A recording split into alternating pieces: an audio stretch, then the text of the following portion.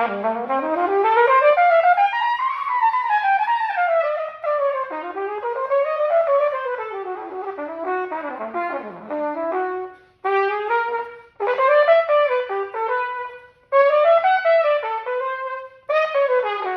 don't know what day you're seeing this video, but I'm doing a duo live stream with a great pianist here in Portland.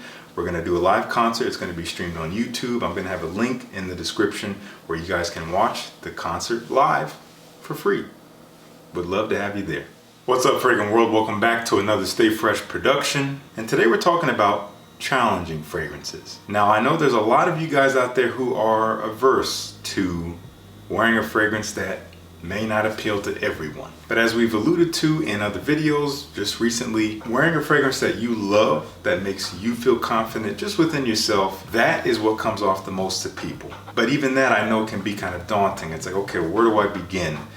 Where do I wear this fragrance? How much do I put on all these things? If I want to even entertain the idea of wearing a fragrance that's not mass appealing, how do I do it? Today we're talking about 5 tips, 5 easy tips that you can just have in mind if you want to wear a fragrance that is considered daring or challenging. Now, what is a fragrance like that? That can be so many things. Typically, a daring or challenging fragrance is going to be a scent that reminds people of some other scent that they don't like the smell of cigarettes or smoke or dirt, soil, poop.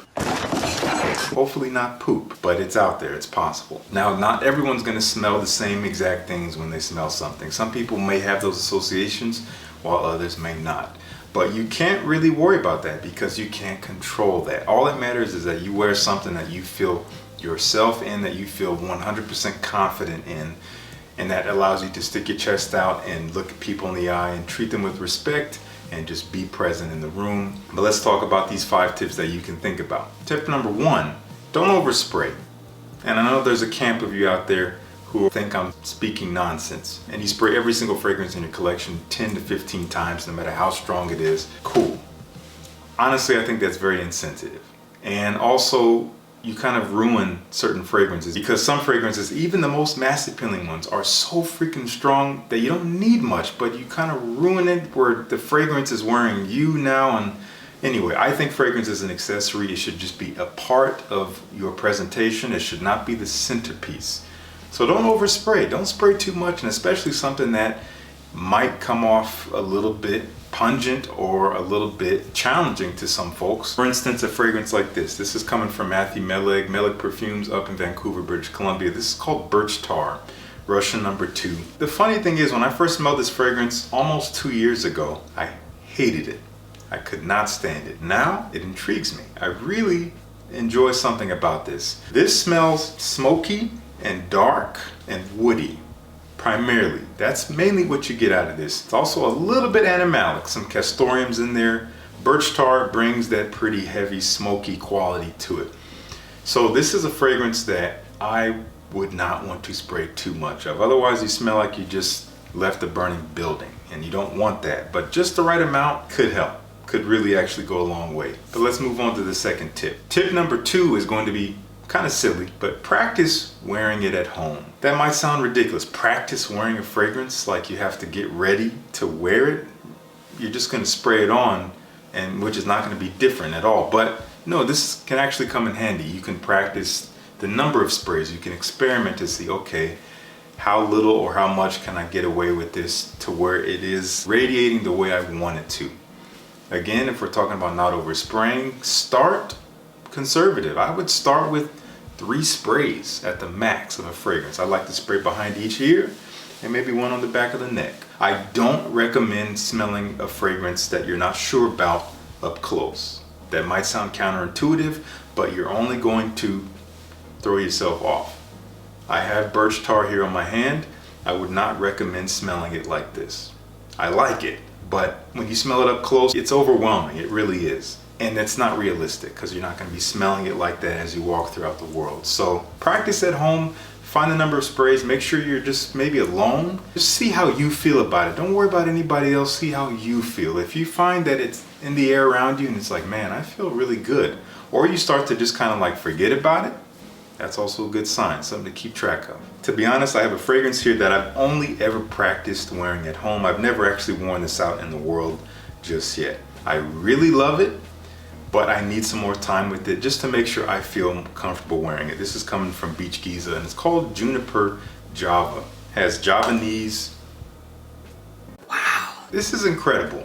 Not for everyone. This is very bitter. It smells like there's vetiver in here, so there's this very intense, earthy, woody quality. You do have juniper, which brings this kind of like piney, very intense piney freshness, but there's a dirty quality to this, but it's mouth-watering. I think it's that citrus. My mouth is literally watering just from smelling it.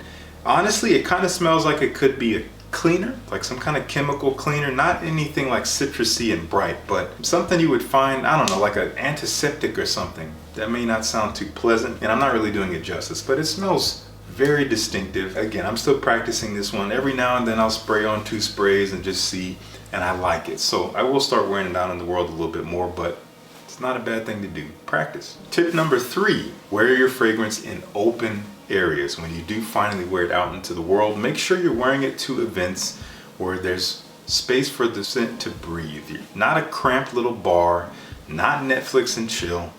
Maybe like a big open restaurant, or maybe something outside, an outdoor event or something like that, where it's not going to choke people out, where it's not going to get stuck. It can actually move with the wind or just move with the space of the room. That is actually going to make you more comfortable, and it's going to make those around you more comfortable.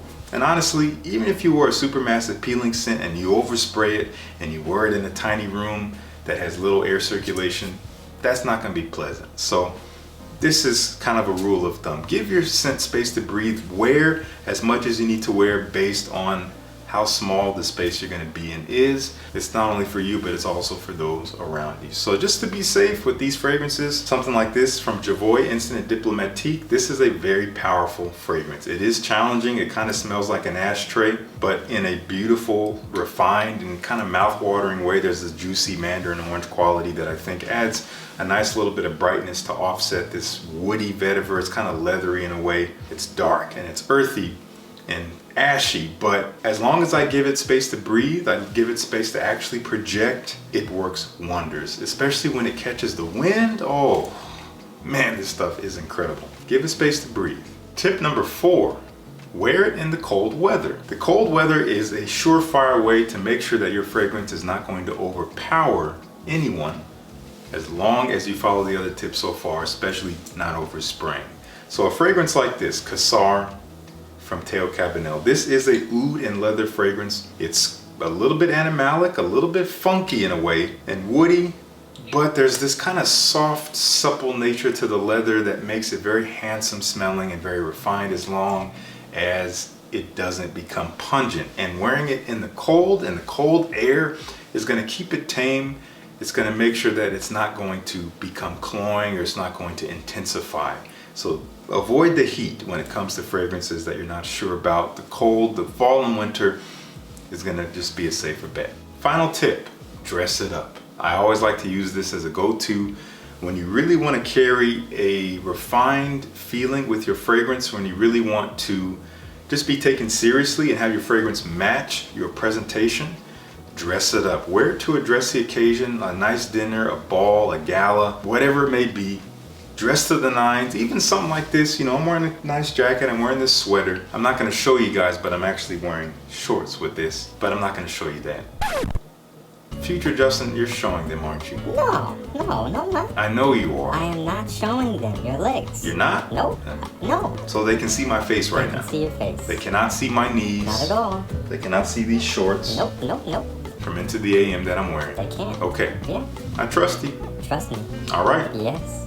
Appreciate you. Thanks for looking out. Got you, bro. Fragrance like this, Tom Ford Oud Mineral. Not everyone's gonna love this one. I happen to think it's stunning. I would typically only dress this up though. I might wear it casually, just hanging around at home. It does have this aquatic feel, but it's kind of a dirty, smoky wood with seaweed and kind of the sea saltiness vibe. Very, very dry, but also kind of aquatic at the same time. Very mysterious smelling. Again, not for everyone, but I feel like you can dress this thing up in darker colors like this and it will just work. It will work with you. As long as you do all the other things that I've talked about. You don't overspray the fragrance. You give it space to breathe. Make sure you practice at home just to see how many sprays you should put on, how you feel about it. You wear it in the cold weather just to be safe, maybe at first. And then you dress that thing up, you spray it on, and you just kind of forget about it. Forget about it. Spray it on and forget about it. And then just be yourself in the space. It will work with you. It's not going to work for you, but it will work with you. It may not elicit the most compliments depending on the type of scent it is and or depending on the type of people you're hanging around, but it will make you more memorable. It will influence people in a positive way. So those are some ways that you can actually wear fragrances that are more challenging and daring. Just some guidelines. I would love to know, what do you think? Do you have any kind of thought process that you use to wear fragrances that are more daring or challenging? Or do you just not care? Do you have no fear? That's fine too. We all want to get to that point, I think, where you can just wear whatever you want, wear what you love, be yourself, and then just have it work with you. And people notice it or they don't, you know, it doesn't matter, but either way, it's a pleasant experience. Let me know down in the comments what you think. Please subscribe and join the Fresh Squad if you haven't already. Please like this video if you liked the video, and thank you so much for tuning in. Peace. I'll see you in the next one.